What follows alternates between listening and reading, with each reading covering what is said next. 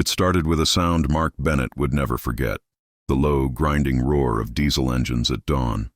For a moment he thought it was thunder rolling over the plains, but when he stepped onto his porch, coffee steaming in his hand, he saw them.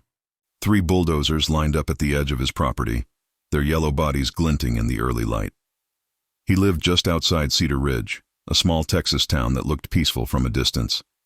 Rows of new homes sat behind perfect white fences, lawns trimmed within an inch of their lives. Beyond that, Mark's land stretched wide, 50 acres of pasture, trees, and an old barn his father built before he was born. It wasn't fancy, but it was his. Every inch had a memory buried in it. For months he'd heard rumors about the new Homeowners Association next door, Cedar Ridge Estates. They'd been expanding fast, buying up small tracts, talking about new access roads and shared utilities. Mark never paid it much attention. His land was older than any of their rules, but that morning the bulldozers were less than 50 yards from his fence line. He set down his mug and walked toward them. The man in charge was easy to spot. Tall, sharp suit, clipboard in hand, barking orders at the drivers. "Morning," Mark called out. "Can I help you?" The man turned, clearly annoyed by the interruption. You Mark Bennett? "That's me. We're clearing this section today." "The trench for the new drainage line runs right through here." Mark frowned. "That's my property." The man barely looked up from his clipboard. "According to Cedar Ridge's development plan, this land is part of the easement." "I didn't sign any easement," Mark said. The man shrugged. "Talk to the HOA if you've got a problem." "We've got permits." Mark's jaw tightened. He'd dealt with all kinds of people, bankers, surveyors, inspectors, but he'd never met anyone so sure of their own authority. He told them flat out they were trespassing. The man smirked, waved to the drivers, and within seconds the machines came alive. The sound was deafening. Steel teeth tore into the soil that had been untouched for decades. Mark yelled for them to stop, but they kept going. The trench widened, slicing across his pasture like a scar. He could feel the ground tremble beneath his boots. By the time the sheriff arrived, it was too late. A quarter-mile of land was gone, a trench deep enough to swallow a truck. Mark showed the sheriff the deed, the old survey lines, everything proving the land was his. But the deputy just sighed. "It's a civil matter, Mark. You'll have to take it up with the county." That night, Mark sat on the porch, staring at the damage. Duke, his old Labrador, lay beside him, silent. The air smelled like diesel and fresh-cut dirt. He'd never felt so powerless. Then he did something he hadn't done in years. He prayed. Not for revenge, just for clarity. Something told him this wasn't a mistake. It was deliberate. The next morning, he started digging. Not in the ground, but through paperwork. He found out who the man with the clipboard was, Rebecca Sloan, president of the Cedar Ridge HOA. She'd been a corporate attorney before moving to town, and word was she ran the neighborhood like a private kingdom. She'd sent letters to several landowners around the subdivision, offering to buy small strips for shared utility use. Mark had ignored his. Apparently, she took silence as permission. He called the county office. No permit had ever been filed under his parcel number. When he asked how the machines got authorization, the clerk hesitated before saying, "It came from the HOA's project board. They submitted forged signatures, yours included." Mark didn't curse. He just wrote everything down. Date, time, names, every call recorded, every photo backed up. He wasn't going to yell anymore. He was going to build a case. That night, he drove into town and met his friend Carl, a retired cop. Carl told him straight, "People like her count on you getting mad, not smart. Let her talk. Let her dig her own hole." So that's what Mark did. A week later, he attended one of their HOA meetings, uninvited. He walked into the community center, wearing his dusty boots and flannel, sticking out like a sore thumb among the polished crowd. When he entered, conversation stopped. Rebecca Sloan stood at the front of the room, speaking with that same clipped authority she'd shown on his land. "Excuse me," Mark said, stepping forward. "You're Rebecca Sloan?" "Yes, and who are you?" "Mark Bennett. You dug a trench through my property last week." The room went quiet. Someone muttered under their breath. Rebecca didn't blink. "If you're referring to the drainage expansion, that was approved through proper channels." I checked. "No channels were proper. You forged my signature." A flicker crossed her face. Irritation, not guilt. "Sir, this is not the place." "This is exactly the place," Mark interrupted. He held up a folder of documents. "Here's the county record. Here's the map showing your trench 5 yards inside my fence line. And here's the letter with my signature that I never wrote. Rebecca tried to laugh it off, but the room shifted. Board members glanced at one another. Someone whispered something that sounded a lot like, "He's got proof." She dismissed him, told him to leave, threatened to call security. He left willingly, but not before setting a small GoPro camera on the back wall. It recorded the whole exchange. That night, he posted a short clip on social media. Just 30 seconds of her admitting they'd approved the dig. It spread fast. Local news picked it up. Within a week, it had over 2 million views. The county couldn't ignore him now. Investigators showed up days later, and suddenly the HOA wasn't so confident. Mark learned they'd not only forged his signature, but several others. They'd also misused funds, altered property boundaries, and paid contractors under the table.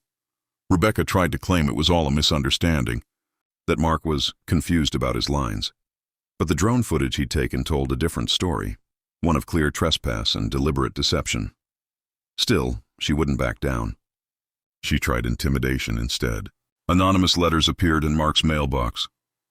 "You're making a mistake. This won't end well for you." Then came the county inspectors, citing him for improper fencing, unauthorized structures, even excess vegetation. It was harassment. Pure and simple, but Mark didn't break. Every notice, every letter he scanned and filed. He had a system now, evidence on top of evidence.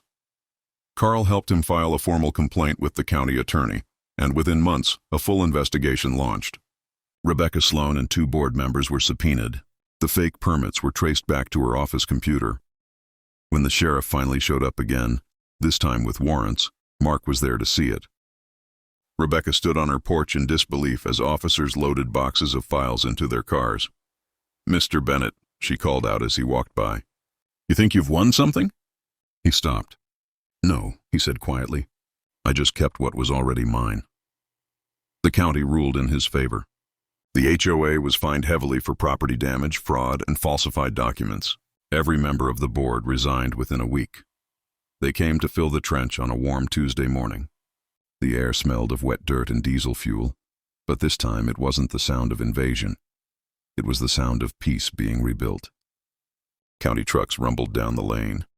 Bulldozers leveled the scarred ground. Every scoop of earth dropped back into that trench felt like the land reclaiming itself. Mark stood on the porch with Duke sitting faithfully beside him, coffee in hand, watching as they undid the damage. The same men who once tore it apart were nowhere in sight. This time it was the county's own team. Clean uniforms, steady hands, no false smiles. By sunset, the trench was gone. The ground stretched smooth again, unbroken and quiet, just as it had been before the bulldozers arrived. The sun dipped behind the trees, painting everything gold. For the first time in months, Mark could breathe easy. Rebecca Sloan's empire crumbled faster than it had risen. The Cedar Ridge Association dissolved within weeks. With the funds frozen and 3 board members cooperating with investigators, there was no saving it. The court ordered full compensation for damages, the legal costs, destroyed fencing, loss of access, even emotional distress. The sum was more than enough for Mark to rebuild the parts of his land that had been scarred by the HOA's arrogance.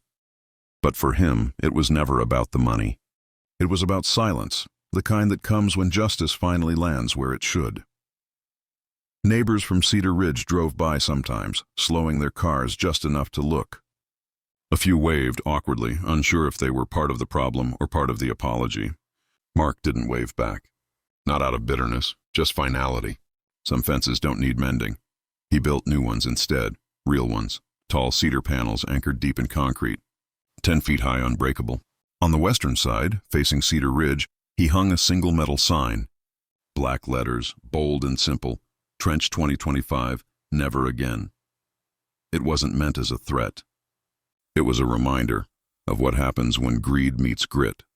Spring came early that year. Grass grew back where the machines had torn through. Birds returned to the oaks, and the air smelled like rain and honeysuckle again. Mark spent most days in his workshop, tinkering, repairing, doing what he did best, keeping things running. Sometimes reporters called, asking if he'd do follow-up interviews, or if he'd sell his story to a network. He always said no. The story wasn't about fame. It was about standing your ground when no one else will. The only time he spoke publicly again was when the local paper asked what advice he'd give to other landowners dealing with HOAs or developers. His answer was short: know your boundaries and keep proof. Paper and dirt don't lie. That quote went viral again, though Mark never saw it. He was too busy fixing a broken generator in his barn, the same one his dad taught him to service decades ago. The world outside might have been obsessed with progress, but Mark had something better: peace. A few weeks later, an envelope arrived in his mailbox. The first piece of mail to reach him since the whole ordeal began. No HOA letterhead this time, no threats. It was from one of the former Cedar Ridge board members. Inside was a single handwritten note: "We should have stopped her sooner. Thank you for reminding us what's right." No name, no return address. Just that. Mark read it twice, then tucked it into an old coffee tin where he kept things that mattered. His dad's wrench, the original deed to the property, and a faded photo of his mother on the porch swing. He didn't need closure. He already had it. One evening, months later, a storm rolled in from the west, thunder echoing across the plains. Mark stood under the porch awning, rain misting against his boots. Duke sitting by his leg. In the distance, the lights of Cedar Ridge flickered through the downpour, neat rows of houses, perfectly aligned, every one of them the same. But beyond those lights, his land stretched wide and wild, the soil dark and free. He took a slow breath and smiled. The world could keep its rules and its committees. He had something they'd never understand: land that fought back and won. He looked down at Duke. "Guess we showed him, huh, boy?" Duke wagged his tail, and for a moment thunder rolled like applause. Months turned into a year, and the story of Mark Bennett became something of a local legend. The man who stood his ground against an entire HOA. The one who refused to bend, even when they tried to crush him under paperwork and pressure. Some folks admired him. Others thought he was just lucky. But those who truly knew the land, the farmers, ranchers, and old-timers who'd worked the soil for generations, they understood it wasn't luck. It was backbone. Mark never tried to turn his victory into a movement. He didn't start any petitions or social media campaigns. He didn't post videos or give speeches. He just went back to living, fixing fences, feeding Duke, taking care of the acres his father once called the last piece of honest ground. But the ripples from what he did spread. Anyway, the county changed its property review system. No HOA could ever approve a project on private land without triple verification again. Real estate developers in the region started being watched more closely. Local homeowners who had been bullied by overreaching HOAs found new courage to push back. And through all of that, Mark stayed out of sight. Sometimes, when the weather was right, he'd take his truck out to the northern edge of his land, where the trench once ran. The ground was smooth now, covered in short green grass. You could still see the faint outline where the earth had been disturbed, like a scar fading with time. He'd park there, kill the engine, and just listen. The wind through the trees, the rustle of leaves, the quiet hum of nature reclaiming what it owned.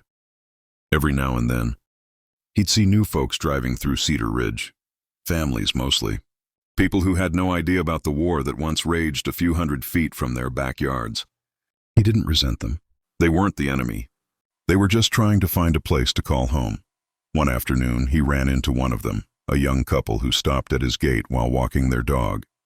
"You're Mr. Bennett, right?" the man asked, nervous but polite. "That's me," Mark said, leaning against the fence. "We just wanted to say, we heard what happened a while back. That was something. People like you make the rest of us feel like we can stand up too." Mark smiled faintly. "It's not about standing up," he said. "It's about not stepping back." They nodded, thanked him, and walked off down the dirt road. Later that evening, Mark watched the sunset, thinking about what the man said. Maybe that was the real victory, not just the lawsuit or the trench being filled, but the quiet reminder to others that power only works if you let it. The land had changed him too. He didn't rush things anymore. He didn't get angry easily. He'd learned patience, the kind that only comes from fighting a storm and realizing it eventually passes. Sometimes, At night, when the crickets sang and the stars hung heavy above the oaks, he'd sit on the porch with a beer. Duke stretched out beside him and replay it all in his mind. The noise of the bulldozers, the anger, the fear, and then the silence afterward. It was strange how something so ugly could leave behind something so calm. A letter came one day from the county courthouse, an official notice stating that the Cedar Ridge HOA had been permanently dissolved. Attached was a certified copy of the judgment. Mark kept it in the same coffee tin where he'd put the old note and his father's wrench. That tin had become a small museum of what mattered, proof that some things, once fought for, stay won. Years later, when the weeds grew a little taller and the porch started to creak again, Mark finally decided to build something he'd always dreamed of. A small wooden cabin near the eastern creek, surrounded by sycamores. Not fancy, just solid. A place his grandkids could one day visit. He worked on it slowly, plank by plank, never in a rush. Sometimes neighbors offered to help, but he always said the same thing. Some things you gotta build with your own hands. When the cabin was done, he sat inside for the first time, sunlight spilling across the wooden floor, the smell of pine and sawdust still fresh in the air. It was quiet. The kind of quiet that fills you, not empties you. He thought about his dad, about the lessons he'd passed down without ever saying much, about how land wasn't just dirt, it was memory, and how standing your ground isn't about pride, it's about respect. As years passed, Mark grew older, but the story of the trench never faded completely. Locals still mentioned it when someone new moved in, or when the county talked about land rights. They called it the Bennett Line. It wasn't marked on any map, but everyone knew where it was, that invisible boundary between what's yours and what you'll never let anyone take. Sometimes teenagers would drive out late at night just to see the old fence with the Trench 2025 Never Again sign. They'd take photos, whisper stories, and dare each other to touch the gate. Mark didn't mind. Let the story grow. Maybe it'd remind them someday that land, like dignity, is something you protect. When winter rolled in, the snow blanketed the field where the trench had once cut deep. It looked untouched now, peaceful, pure. From the porch, you couldn't tell anything had ever happened there. But Mark knew, and that was enough. On his final spring at the farm, he walked that same stretch one last time, Duke, old and slow now, trailing behind. The grass brushed against his boots, soft and forgiving. He stopped at the center, looked out at the wide horizon and smiled. This, he whispered, was worth every fight. When he passed, years later, the county held a small ceremony, not because he was famous, but because he'd become part of the land story. They buried him under the big oak near the creek, next to where his father once sat and watched the sunsets. The cabin still stood weathered but strong, and the fence still bore that same sign. Neighbors said that sometimes, during summer storms, you could hear faint echoes of thunder rolling across the ridge, like distant applause. And maybe that's how it should be, because in a world where people trade routes for convenience, Mark Bennett left behind something rare, proof that even when the odds are stacked against you, one person with enough resolve can make the ground itself remember who it belongs to. A few months after Mark's passing, the property changed hands. Not through sale, but through legacy. His niece Emma Bennett inherited the land. She was in her 30s, quiet, thoughtful, a teacher from a nearby town. When she came to visit for the first time, she walked the property line just like her uncle had. The air was still, filled with that same smell of earth and cedar. The cabin stood firm, untouched by time. Inside, she found the old coffee tin sitting on the shelf, a little rusted now, the lid loose. Inside it were all the things Mark had saved. The wrench, the photo, the deed, the note that said, "We should have stopped her sooner." And tucked underneath it all, one more piece of paper she'd never seen before. A handwritten note in Mark's neat, heavy script. "If you're reading this, the land's yours now. Don't let anyone draw lines for you. They can own paper, but they can't own dirt. Dirt remembers who stood on it." Emma folded the note gently and slipped it into her jacket pocket. That evening, she sat on the porch where Mark used to sit, watching the sunset bleed across the fields. Duke's old collar still hung on the porch rail, a little rust on the buckle, the tag still engraved with his name. For a long time, she just listened. The wind moved through the trees like a voice, low, patient, endless. Somewhere out there, she imagined the land still carrying the echo of bulldozers, of arguments of thunder, but softer now, like a story being told in the language of time. The world beyond the farm kept spinning, more houses, more laws, more fences. But here things stayed simple. The creek ran where it always had, the oak still threw its shadow over the cabin, and the sign on the fence still read, Trench 2025, never again. Sometimes people came to see it, reporters, photographers, young families curious about the legend of Mark Bennett. Emma never turned them away. She'd tell the story the way her uncle would have wanted, plain, honest, and with a quiet fire underneath. It wasn't about the trench, she'd say. It was about not giving up what's right. Years later, when the cabin roof needed repairs, she decided not to replace the old sign. Instead, she added a smaller one beneath it, new metal, fresh paint, same bold letters. This land remembers. And it did. Every sunrise that painted the sky orange, every storm that rolled across the ridge, every bird that nested in the oaks, it all became part of the legacy Mark had left behind. A legacy built on stubborn faith, a few acres of dirt, and one man's refusal to let anyone else decide where his ground ended. Sometimes, on warm nights, Emma would sit on the porch and swear she could still hear Duke's paws on the wooden boards, or Mark's quiet laugh when the wind shifted. Maybe it was just memory, or maybe, as Mark once said, the land keeps what it loves. Either way, she always smiled, knowing the fight was over and that the right side had won. Because even when men are gone, the ground remembers their stand.